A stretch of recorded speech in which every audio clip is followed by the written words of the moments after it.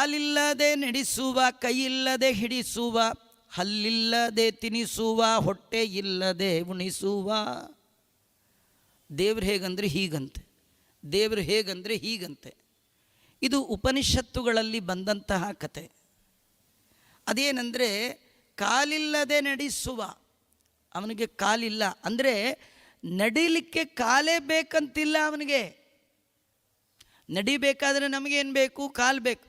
ಸುಮ್ಮನೆ ನಾವು ಹೇಳ್ತೀವಿ, ಯಾಕೆ ನೀವು ರಾಜಾಂಗಣಕ್ಕೆ ಬರೋದಿಲ್ಲ ಪ್ರವಚನಕ್ಕೆ? ಹೇಳುವಾಗ ಏನಂತೀವಿ ಗೊತ್ತಾ? ಅಯ್ಯೋ ನನ್ನ ಕೈಯಲ್ಲಾಗಲ್ಲ ಅಂತೀವಿ. ಕೈಯಲ್ಲೆಲ್ಲ ಬರೋದು, ನಾವೆಲ್ಲ ಕಾಲಲ್ಲೇ. ಆದರೂ ಆ ಶಬ್ದ ಯೂಸ್ ಮಾಡಲ್ಲ. ನಮಗೆ ನಿಜವಾಗಿ ಬರಬೇಕಂದ್ರೆ ಕಾಲು ಬೇಕು ಅಲ್ವಾ? ಆದರೆ ದೇವರಿಗೆ ಕಾಲು ಬೇಕಂತಿಲ್ಲ. ಅರ್ಥ ಇಷ್ಟೇ, ಅವನ ಎಲ್ಲ ಅವಯವಗಳು ಕೂಡ ಎಲ್ಲ ಬಗೆಯ ಕ್ರಿಯೆಯನ್ನು ಮಾಡಲಿಕ್ಕೆ ಶಕ್ತಿ ಉಳ್ಳದ್ದು. ಇದರಿಂದ ನಾವು ತಿಳ್ಕೊಳ್ಬೇಕಾದ ಜ್ಞಾನ ಏನಂದರೆ, ದೇವರನ್ನು ನೋಡುವ ಮೊದಲು ನಿಮಗೆ ದೇವರ ಬಗ್ಗೆ ಎಂಥ ಜ್ಞಾನ ಇರಬೇಕಂದ್ರೆ, ದೇವರನ್ನು ಪೂರ್ಣ ಅಂತ ತಿಳ್ಕೊಂಡಿರ್ಬೇಕು. ಪೂರ್ಣ. ಈ ಪೂರ್ಣ ಅಂದರೆ ಏನು? ಅದಕ್ಕೂ ದಾಸರದೇ ಡೆಫಿನೇಷನ್ ಇದೆ ರೀ, ನಮಗೆ ಗೊತ್ತಾಗಲ್ಲ. ಪೂರ್ಣ ಅಂದರೆ ಪಾದ ಪೂರ್ಣ, ನಖ ಪರಿಪೂರ್ಣ, ಜಾನು ಜಂಗೆ ಪರಿಪೂರ್ಣ, ಊರು ಕಟಿಪೂರ್ಣ, ನಾಭಿ ಕುಕ್ಷಿ ಪರಿಪೂರ್ಣ, ಉದರ ಕಂಠ ಪರಿಪೂರ್ಣ, ಮುಖ ಪರಿಪೂರ್ಣ, ಸರ್ವಾಂಗ ಪರಿಪೂರ್ಣ, ಪುರಂದರ ವಿಠಲನ ಪಾದ ನಖ ಪರಿಪೂರ್ಣ, ಮನ ಪರಿಪೂರ್ಣ, ಬುದ್ಧಿ ಪರಿಪೂರ್ಣ, ಚಿತ್ತ ಪರಿಪೂರ್ಣ, ಹಮ್ಮು ಪರಿಪೂರ್ಣ, ಆತ್ಮ ಪರಿಪೂರ್ಣ, ಪುರಂದರ ವಿಠಲನು ಪೂರ್ಣ, ಪಾದನಕ ಪರಿಪೂರ್ಣ ಮೂರ್ತಿ, ಮನದಲ್ಲಿ ಪರಿಪೂರ್ಣ ಕಾಣಿಸೋ ಪೂರ್ಣ. ಅವನು ಎಲ್ಲವೂ ಕೂಡ ಪೂರ್ಣ. ಅಂದರೆ ಈ ಪೂರ್ಣ ಪೂರ್ಣ ಅಂತ 10 ಸತಿ ಹೇಳಿದೆ, ನಿಮಗೇನು ಅರ್ಥ ಆಗಿರೋಲ್ಲ. ಪೂರ್ಣ ಅಂದರೆ ಏನು ಗೊತ್ತಾ? ಅವನ ಕಾಲು ಕೈ ಕೆಲಸ ಮಾಡುತ್ತೆ, ಅವನ ಕಾಲು ಕಣ್ಣಿನ ಕೆಲಸ ಮಾಡುತ್ತೆ. ಕಣ್ಣಿನ ಕೆಲಸ ಏನು? ನೋಡೋದು. ಕೈ ಕೆಲಸ ಹಿಡಿಯೋದು. ದೇವರ ಪಾದ ಹಿಡಿಯತ್ತೆ, ನೋಡುತ್ತೆ, ಏನು ಬೇಕಾದರೂ ಮಾಡುತ್ತೆ. ಬರೀ ಒಂದು ಅವಯವ ಮಾತ್ರ ಅಲ್ಲ, ದೇವರ ಕೈಯಲ್ಲಿ ನಡೀತಾನೆ, ಕೈಯಲ್ಲೇ ನೋಡ್ತಾನೆ, ಕೈಯಲ್ಲೇ ತಿಂತಾನೆ, ಕೈಯೇ ಎಲ್ಲ. ನಿಮಗೊಂದು ಉದಾಹರಣೆ ಹೇಳಿಬಿಡ್ತೇನೆ. ದೇವರ ಪಾದದಿಂದ ಉಗುರಿನಿಂದ ಆರಂಭ ಮಾಡಿಕೊಂಡು ಶಿಖ ಪರ್ಯಂತರವಾಗಿ, ನಖದಿಂದ ಶಿಖ ಪರ್ಯಂತವಾಗಿ ಇರುವ ಎಲ್ಲ ಅವಯವಗಳು ಕೂಡ ದೇವರಷ್ಟೇ ಫುಲ್ ಪರಿಪೂರ್ಣ. ಹೇಗೆ ನಂಬೋದು? ಭಾಗವತದಲ್ಲಿ ಒಂದು ಶ್ಲೋಕ ಇದೆ. ಭಗವಂತ ದೇವರಾಗಿ ಬಂದ, ಭಗವಂತ ಕೃಷ್ಣನಾಗಿ ಅವತರಿಸಿ ಬಂದ ಕಥೆಯನ್ನು ವ್ಯಾಸರು ಹೇಳುವಾಗ ಅವರು ಹೇಳ್ತಾರೆ, ತಮದ್ಭುತಂ ಬಾಲಕಂ ಅಂಬುಜೇಕ್ಷಣಂ. ದೇವರು ಬಂದ ದೇವರನ್ನು ಕಂಡ ವಸುದೇವ ಐಕ್ಷತ. ವಸುದೇವರು ಹೇಳ್ತಾರೆ, ದೇವರು ಹೇಗಿದ್ದ? ದೇವರಂದ್ರೆ ಯಾರು? ಬಾಲಕಂ. ಬಾಲಕ. ಬಾಲಕ ಅಂದರೆ ನಮ್ಮ ನಿಮ್ಮ ಶಬ್ದದಲ್ಲಿ ಪುಟ್ಟ ಕೂಸು. ಆ ಅರ್ಥದಲ್ಲಿ ವ್ಯಾಸರು ಅರ್ಧವನ್ನು ಬಳಕೆ ಮಾಡಲಿಲ್ಲ. ಬಾಲಕ ಅಂದರೆ ಬಾಲ ಏವ ಬಾಲಕಃ. ಬಾಲ ಅಂದರೆ ವಾಲ, ವಾಲ ಅಂದರೆ ಹೇರ್, ಕೂದಲು. ದೇವರ ಮೂಲ ರೂಪದ ಒಂದು ಕೂದಲು ಕೃಷ್ಣನಾಗಿ ಬಂದದ್ದಂತೆ. ಕೂದಲು ಬಂತು, ದೇವರು ಬರಲಿಲ್ವಾ ಆಚಾರ್ಯ? ಕೂದಲೇ ದೇವ್ರಿ. ದೇವರೇ ಕೂದಲು, ಕೂದಲೇ ದೇವರು. ಏನೋ ನೀವು ಹೇಳೋದು ಪೂರಾ ಕನ್ಫ್ಯೂಷನ್.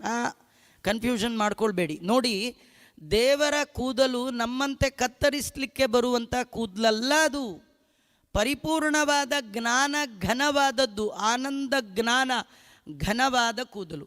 ಒಟ್ಟು ದೇವರಿಗೆ ಎಷ್ಟು ತಾಕತ್ತಿದೆಯೋ ಅಷ್ಟೂ ತಾಕತ್ತು ದೇವರ ಒಂದು ಕೂದಲಿಗೂ ಇದೆ. ದೇವರು ಹೇಗೆ ಪರಿಪೂರ್ಣನಾಗಿದ್ದಾನೋ ದೇವರ ಕೂದಲು ಕೂಡ ದೇವರಷ್ಟೇ ಪರಿಪೂರ್ಣವಾಗಿದೆ. ದೇವರ ಒಳಗಿರುವ ಯಾವ ಅವಯವಗಳಿಗೂ ಅಪೂರ್ಣತ ಅನ್ನುವ ದೋಷ ಇಲ್ಲ. ದೇವರ ದೇಹದ ಒಳಗಿರುವ ಯಾವ ಅವಯವಗಳಿಗೂ ಭೇದ ಇಲ್ಲ. ಒಂದು ಮಾಡಿದ್ದು ಒಂದು ಮಾಡಲ್ಲ ರೀ. ನಮಗೂ ದೇವರಿಗೂ ವ್ಯತ್ಯಾಸ ತಿಳ್ಕೊಂಡು ದೇವರನ್ನ ಹುಡುಕಬೇಕು.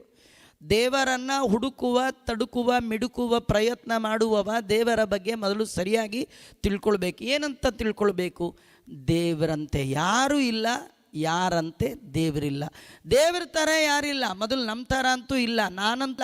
ನಾನಂತೂ ಅಲ್ಲ ಅಂತ ಮೊದಲು ಗೊತ್ತಾದರೆ ಯಾರಂತ ಹುಡುಕ್ಲಿಕ್ಕೆ ಶುರು ಮಾಡ್ಬೋದು. ನಾನೇ ದೇವ್ರು ಅಂದ್ಕೊಂಡು ಕೂತ್ಕೊಂಡ್ಬಿಟ್ರೆ.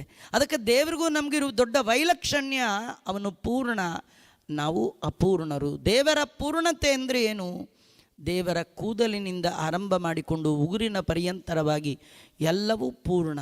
ಜ್ಞಾನ, ಆನಂದ, ದೇಹ, ಅದು ಕೂದಲಿರ್ಬೋದು, ಉಗುರಿರ್ಬೋದು, ಕಣ್ಣಿರ್ಬೋದು, ತುಟಿ ಇರ್ಬೋದು, ಎಲ್ಲವೂ ಕೂಡ ಪರಿಪೂರ್ಣವಾಗಿರ್ತಕ್ಕಂಥದ್ದು. ನಿಮಗೊಂದು ಉದಾಹರಣೆ ಅಂತಂದರೆ, ದೇವರ ಒಂದೊಂದು ಕೂದಲಿಗೆ ಮುಖ ಇದೆ, ಕಿವಿ ಇದೆ, ಕೈ ಇದೆ, ಕಾಲಿದೆ, ಶಂಖಚಕ್ರ ಗದಾ ಪದ್ಮಗಳಿದೆ, ಎಲ್ಲ ಇದೆ. ನೋಡುವ ಯೋಗ್ಯತೆ ಇದ್ದವರಿಗೆ ದೇವರು ಹಾಗೆ ಕಾಣ್ತಾನೆ. ಮೊದಲು ಇದೆ ಅಂತ ತಿಳ್ಕೊಂಡ್ರೆ ಮಾತ್ರ ನೋಡ್ಲಿಕ್ಕೆ ಸಾಧ್ಯ. ಆ ನಿಟ್ಟಿನಲ್ಲಿ ಆ ಭಗವಂತನ ಕಾಲಿಲ್ಲದೆ ನಡೆಯುವ, ಕೈಯಿಲ್ಲದೆ ಹಿಡಿಯುವ, ಅಲ್ಲಿಲ್ಲದೆ ತಿನಿಸುವ, ಹೊಟ್ಟೆ ಇಲ್ಲದೆ ಉಣಿಸುವ, ಅವನಿಗೆ ಯಾವುದೂ ಬೇಕಿಲ್ಲ, ಅವಯವಗಳು ಅದೇ ಬೇಕಂತಿಲ್ಲ, ಇಂತಹ ಪರಿಪೂರ್ಣನ ಆದವ. ಕಣ್ಣಿಲ್ಲದೆ ಕಾಣಿಸುವ, ಕಿವಿಯಿಲ್ಲದೆ ಕೇಳಿಸುವ, ಕಣ್ಣಿಗೆ ಕಾಣಿಸದಂತೆ ಒಳ ಹೊರಗೆ ತುಂಬಿರುವ, ಎಲ್ಲ ಕಡೆ ಇದ್ದಾನೆ. ಜಗದ ತುಂಬೆಲ್ಲ ಜನಾರ್ದನ ಇದ್ದಾನೆ. ಆದರೆ ತನ್ನ ಇರುವಿನ ಅರಿವನ್ನು ಸ್ವಪ್ನದಲ್ಲಿಯೂ ಕೊಡಲ್ಲ, ಜಾಗೃತ ಅವಸ್ಥೆಯಲ್ಲಿ ಕೊಡಲ್ಲ. ಅಲ್ಲ ನೋಡಿ, ತುಂಬ ಜನ ಕನಸು ಬಿದ್ದರೆ ಬೆಳಗಾಗೆದ್ದು ಏನು ಹೇಳ್ತಾರೆ ಹೇಳಿ? ನಾನೊಂದು ಕನಸು ನೋಡಿದೆ ಅಂತಾರಿಯೇ ವಿನಃ ದೇವ್ರು ನನಗೊಂದು ಕನಸು ತೋರಿಸ್ದ ಅಂತ ಹೇಳೋದೇ ಇಲ್ಲ. ಹಾಗಾದರೆ ಸ್ವಪ್ನ ದೇವರು ತೋರಿಸ್ತಕ್ಕಂಥದ್ದು. ಮಲಗಿದವರಿಗೆ ಹೊದ್ಗೆ ಮೇಲೆ ಎಚ್ಚರಿಕೆ ಇಲ್ಲ. ಯಾರು ತೊಗೊಂಡೋದ್ರೂ ಕೇಳಲಿಕ್ಕೆ ಹೋಗೋಲ್ಲ ನಿದ್ದೆ ಬಂದ ಮೇಲೆ. ದಿಂಬಿ ಯಾರು ಎತ್ಕೊಂಡೋದ್ರೂ ಕೇಳಲ್ಲ. ಅಂಥದ್ರಲ್ಲಿ ಎದ್ದ ಮೇಲೆ ನಾನು ಕನಸು ನೋಡಿದೆ ಅಂತ ಹೇಗೆ ಹೇಳಿದ್ರಿ? ನೀವು ನೋಡಿದ್ದಲ್ಲ, ದೇವರು ತೋರಿಸಿದ್ದು. ಆದರೆ ದೇವರ ಮ್ಯಾಜಿಕ್ ಏನಂದರೆ, ಕನಸಿನಲ್ಲೂ ದೇವರ ಅರಿವು ನಿಮಗೆ ಬಾರದ ಹಾಗೆ ನೋಡ್ಕೊಳ್ತಾನೆ. ದೇವರ ಅರಿವು ಬಂದರೆ ಎಚ್ಚರ ಆಗಿಬಿಡುತ್ತೆ. ಜ್ಞಾನಿಗಳಿಗೆ ಮಾತ್ರ ಎಚ್ಚರದಲ್ಲಿಯೂ ಎಚ್ಚರ, ಸ್ವಪ್ನದಲ್ಲಿಯೂ ಎಚ್ಚರ, ಜಾಗೃತ ಅವಸ್ಥೆ, ಸುಷುಪ್ತಿ ಅವಸ್ಥೆ, ಮೂರು ಅವಸ್ಥೆಯಲ್ಲಿಯೂ ತನ್ನ ಎಚ್ಚರಿಕೆಯನ್ನು ಕೊಡ್ತಾನೆ. ಭಗವಂತ ಕಣ್ಣಿಲ್ಲದೆ ಕಾಣಿಸುವ, ಕಿವಿ ಇಲ್ಲದೆ ಕೇಳಿಸುವ. ಅವನಿಗೆ ಕೇಳಲಿಕ್ಕೆ ಕಿವಿ ಬೇಕಿಲ್ಲ, ದೇವರಿಗೆ ಕೇಳಲಿಕ್ಕೆ ಕಿವಿ ಬೇಕಿಲ್ಲ. ತುಂಬ ಜನ ಏನು ಜೋರು ಪಾರಾಯಣ ಮಾಡ್ತಾರೆ. ನಂಗೆ ಅನ್ಸೋದು ಅವ್ರಿಗೆ ದೇವ್ರಿಗೇನು ಕಿವಿ ಕೇಳುತ್ತೋ ಇಲ್ಲೋ ಇಷ್ಟು ಜೋರಾಗಿ ಹೇಳ್ತಾ ಇದ್ದಾರೆ. ದೇವರಿಗೆ ಕೇಳಲಿಕ್ಕೆ ಕಿವಿ ಬೇಡ ರೀ. ನೀವು ಮನಸ್ಸಿನಲ್ಲಿ ಅಂದ್ಕೊಂಡ್ರೂ ಅವನಿಗೆ ಗೊತ್ತಾಗ್ಬಿಡುತ್ತೆ. ಮನದೊಳಗೆ ತಾನಿಪ್ಪ, ಮನವೆಂದೆನಿಸಿಕೊಂಬ, ಮನದ ವೃತ್ತಿಗಳನುಸರಿಸಿ ಭೋಗಗಳೀವನು ಚೇತನಕ್ಕೆ. ಅದರಿಂದ ದೇವರಿಗೆ ಕೇಳಬೇಕಾದ್ರೆ ಕಿವಿ ಬೇಕಂತಿಲ್ಲ. ಕೆಲವರು ಮಾತಾಡುವಾಗ ಅಂತಾರೆ, ಯಾಕೋ ದೇವರಿಗೆ ನಮ್ಮ ಮೊರೆ ಕೇಳಿಸ್ತಾನೆ ಇಲ್ಲ, ದೇವ್ರಿಗೇನು ಕಿವಿ ಕೇಳಿಸುತ್ತೋ ಇಲ್ವೋ. ಅವನು ಕೇಳಿಸ್ಕೊಳ್ಳಿಕ್ಕೆ ಕಿವಿ ಬೇಕಿಲ್ಲ ರೀ. ನೀವು ತಪ್ಪು ತಿಳ್ಕೊಂಡಿದ್ದೀರಿ ದೇವ್ರ ಬಗ್ಗೆ. ದೇವ್ರ ಬಗ್ಗೆ ಮೊದಲು ಸರಿಯಾಗಿ ತಿಳ್ಕೊಂಡು ಬನ್ನಿ ಇನ್ನತ್ತೆ ದಾಸರಾಯರು. ಶ್ವೇತದ್ವೀಪದಲ್ಲಿ ಕುಳಿತು ಅನಂತಾಸನದಲ್ಲಿ ಮಲಗಿದ ಖ್ಯಾತ ವೈಕುಂಠನಲ್ಲಿಂತ ನಾಥ ಪುರಂದರ ವಿಠಲ. ನೋಡಿ, ಒಂದು ಪ್ಲೇಸಲ್ಲಿ ಕೂತಿರ್ತಾನೆ, ಒಂದು ಪ್ಲೇಸಲ್ಲಿ ಮಲಗಿರ್ತಾನೆ. ಆಚಾರ್ಯ ಎಲ್ಲಿದ್ದಾರೆ? ನೀವು ನಮ್ಮನೆಗೆ ಬಂದು ಕೇಳಿ, ಆಚಾರ್ಯ ಎಲ್ಲಿದ್ದಾರೆ ನೋಡಿ. ಆ ರೂಮಲ್ಲಿ ಮಲಗಿರ್ತಾರೆ, ಚೇರ್ ಮೇಲೆ ಕೂತಿರ್ತಾರಲ್ಲ, ಅವರೇ ಆಚಾರ. ಹಂಗಂದ್ರೇನ್ರಿ? ಇಲ್ಲ ಮಲಗಿರ್ತಾರೆ ಅನ್ಬೇಕು, ಇಲ್ಲ ಕೂತಿರ್ತಾರೆ ಅನ್ಬೇಕು. ಇದು ನಮಗೆ ಸೂಟ್ ಆಗುತ್ತೆ, ದೇವ್ರಿಗೆ ಆಗಲ್ಲ ರೀ. ಅವನು ಒಂದು ಕಡೆ ಮಲಗಿರ್ತಾನೆ, ಇನ್ನೊಂದು ಕಡೆ ಕೂತಿರ್ತಾನೆ. ಇಲ್ಲಿ ಕೂತಿದ್ದಾನೆ ಅಂದರೆ ಅಲ್ಲಿ ಮಲಗಿಲ್ವಾ ಕೇಳಬೇಡಿ, ಅಲ್ಲಿ ಮಲಗೂ ಇದ್ದಾನೆ. ಅಲ್ಲಿ ಮಲಗಿದ್ದಾನೆ ಅಂದರೆ ಇಲ್ಲಿ ಕೂತಿಲ್ವಾ ಕೇಳಬೇಡಿ, ಇಲ್ಲಿ ಕೂತು ಇದ್ದಾನೆ. ಅಲ್ಲ, ಇದು ಹೇಗೆ ಸಾಧ್ಯ? ಅದೇ ದೇವರು. ಅರ್ಥ, ದೇವರು ಎಲ್ಲ ಕಾಲದಲ್ಲಿ ಎಲ್ಲ ಕಡೆ ಇರುವ ಶಕ್ತಿ ಯಾರಿಗಿದೆಯೋ ಅವನನ್ನ ದೇವರು. ಮೊದಲು ನಾವು ದೇವರ ಬಗ್ಗೆ ಹೀಗೆ ಪರಿಪೂರ್ಣ ಜ್ಞಾನ ಪೂರ್ಣಾನಂದ ಪರಿಪೂರ್ಣ ಪುರಂದರ ವಿಠಲ ವಿಭುವೇ ಪಾದ ನಖ ಪರಿಪೂರ್ಣ. ಪಾದ ನಖ ಅಂದರೆ ನಖದಿಂದ ಆರಂಭ ಮಾಡಿಕೊಂಡು ಪಾದದ ಬೆರಳಿನ ಉಗುರಿನಿಂದ ಆರಂಭ ಮಾಡಿಕೊಂಡು ಶಿರದಲ್ಲಿರುವ ಕೂದಲಿನ ಪರ್ಯಂತರವಾಗಿ ದೇವರ ಬಗ್ಗೆ ಪರಿಪೂರ್ಣ ಅಂತ ಮೊದಲು ಒಂದು ಜ್ಞಾನವನ್ನು ತಲೆಯಲ್ಲಿ ತುಂಬಿಸ್ಕೊಳ್ಬೇಕು. ಆಮೇಲೆ ದೇವರನ್ನು ನೋಡುವ ಪ್ರಯತ್ನ ಮಾಡಬೇಕು. ಒಂದು ಜನ್ಮ, 2 ಜನ್ಮ, 3 ಜನ್ಮ ದೇವರ ಬಗ್ಗೆ ಸರಿಯಾದ ಯಥಾರ್ಥವಾದ ಜ್ಞಾನ ಬರಬೇಕಂದ್ರೆ ಎಷ್ಟು ಜನ್ಮ ಹೇಳಲಿಕ್ಕೆ ಸಾಧ್ಯ ಇಲ್ಲ ಅಂತೇಳೇ ಕೃಷ್ಣ ಬಹುನಾಂ ಜಾಮ್ ಅಂತಾನೆ. ತುಂಬ ಜನ್ಮಗಳು ಕಳೆದ ಮೇಲೆ ಎಂದ, ಅದು ಸಂಖ್ಯೆ ಹೇಳಲಿಲ್ಲ. ಯಾವಾಗ ಪಕ್ವವಾಗ್ಬೋದೋ ದೇವರಿಗೆ ಇಚ್ಛೆ ಬಂದರೆ ಒಂದೇ ಜನ್ಮಕ್ಕೆ ಕೊಡ್ತಾನೆ, ಇಲ್ಲ ಅಂದರೆ 100 ಜನ್ಮಗಳನ್ನು ನಮ್ಮನ್ನು ತೊಳಲಾಡಿಸಿ ನೀವು ನಿಜವಾಗಿ ಜ್ಞಾನಕ್ಕೆ ಫಿಟ್ಟ ಅನ್ಫಿಟ್ಟ ನೋಡಿ ಕೊಡ್ತಾನೆ.